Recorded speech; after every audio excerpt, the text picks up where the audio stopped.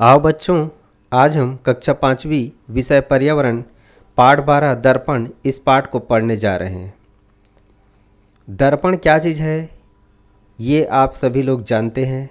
हर जगह में दर्पण देखने को मिल ही जाता है, जिससे हम अपना चेहरा देख सकते हैं, कंघियाँ कर सकते हैं।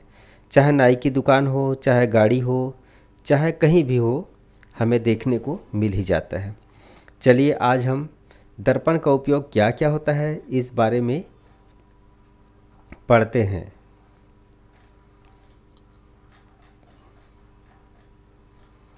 चलो प्रयोग पहला हम करते हैं कि दर्पण क्या चीज़ है। दर्पण दर्पण में तो तुम रोज़ चेहरा देखते ही हो, लेकिन कभी सोचा है कि दर्पण में हमारा चेहरा वैसा ही दिखता है जैसा होता है?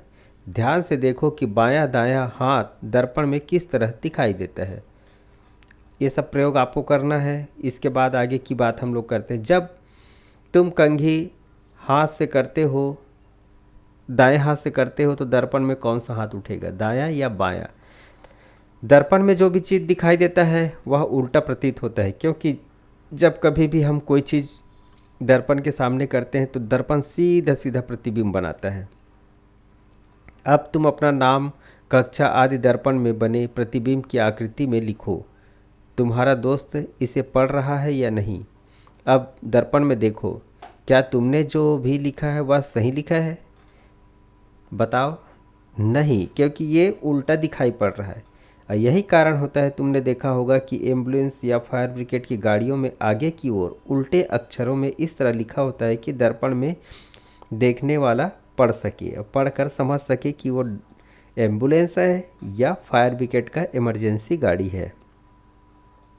चौथा प्रयोग हम करके देखते हैं। दो दर्पणों को चित्र में दिखाए अनुसार रखो और उनके बीच में एक छोटी सी कोई चीज़ जैसे पेंसिल, मोमबत्ती, रबड़ या कंकड़ रखो।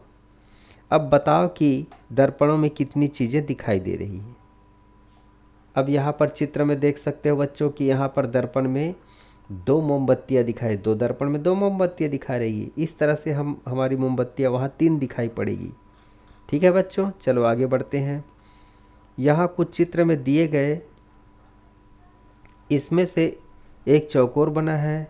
दर्पण की पट्टी बाकी आकृति पर रखकर चौकोर में बने पैटर्न को बनाने की कोशिश करो।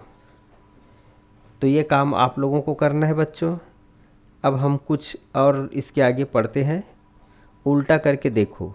कोई चीज़ों को उल्टा करके देखने से कैसा दिखाई देता है, यह भी आपको दर्पण के सामने ही करना है। चलो प्रयोग नंबर 6। यहाँ आधी पत्ती के 2 चित्र हैं।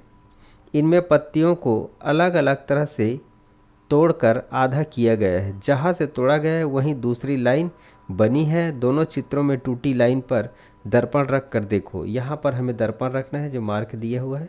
यहाँ पर दर्पण रखते हैं तो हमें यह पत्ती पूरा दिखाई पड़ता है, और यहाँ पर जो आधा कटा हुआ है, यहाँ पर अगर दर्पण रखते हैं तो हमें पूरा नहीं दिखाई दे देगा, क्योंकि ये इधर का भाग जो है फिर उधर प्रतिबिंब बनेगा। चलो प्रयोग नंबर 7 करके देखते। एक कटोरी को पानी से आधी भर लो। इनमें एक दर्पण की पट्टी को चित्र में दिखाए अनुसार टिकाओ। इस तरह से यहाँ पर टिकाना है। अब इसको धूप में रखो और सूर्य की रोशनी दर्पण की पट्टी पर पड़े। अब दर्पण से टकराकर जो रोशनी निकलती है उसको सफ़ेद दीवार पर डालो। अब इसे किसी दीवार पर डालना है। अब क्या दिखाई पड़ता है, दीवार पर कौन से रंग दिखाई दे रहा है, उनका क्रम से चित्र बनाओ। इस तरह से दिखाई पड़ेगा, इंद्रधनुष की आकृति बनेगी। चलिए अब प्रयोग नंबर 8 करते हैं। अपना कैलिडिस्कोप बनाते हैं। अब तक तुमने दर्पण की पट्टियों की मदद से कई तरह के प्रयोग किए हैं। चलो दर्पण की पट्टियों की मदद से एक मज़ेदार बहुदर्शी कैलिडिस्कोप बनाते हैं। दर्पण की एक समान 3 पट्टियाँ लो। इनको चित्र में दिखाए अनुसार बांध लो। यह ध्यान रहे कि पट्टियों की चमकीली सतह यानी चेहरे दिखने वाली सतह अंदर की ओर होनी चाहिए। इस तरह से इन दर्पण की पट्टियों के एक सिरे पर पॉलीथीन के टुकड़ा बांध दो। पॉलीथीन ऐसी हो जिससे आर पार देखा जा सके। जब चूड़ियों के रंगीन टुकड़े इसमें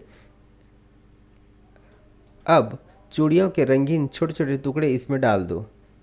अब दूसरे सिरे पर भी पॉलीथीन के टुकड़ा बांध लो। बन गया तुम्हारा कैलिडोस्कोप।